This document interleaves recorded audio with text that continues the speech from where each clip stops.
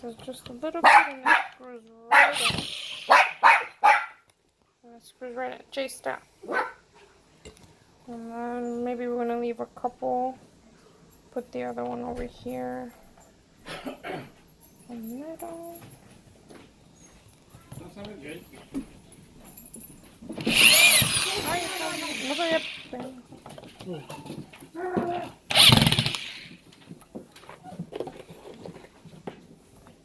then the other one over here.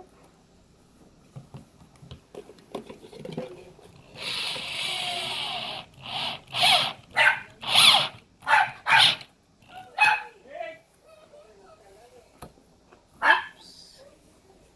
This one, we're gonna put it over here because I think the wood is a little broken on there. When they cut it off, sometimes the wood gets split.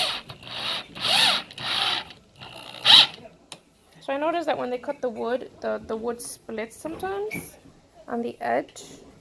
Let me see if I could find one. If that happens, just don't put the screw in there. I wouldn't try. Logically, I think it'll break the wood even more, so I just placed it. Doesn't have to be in the corner. So now we did one side that's screwed in. We're gonna go ahead and do all 4 sides.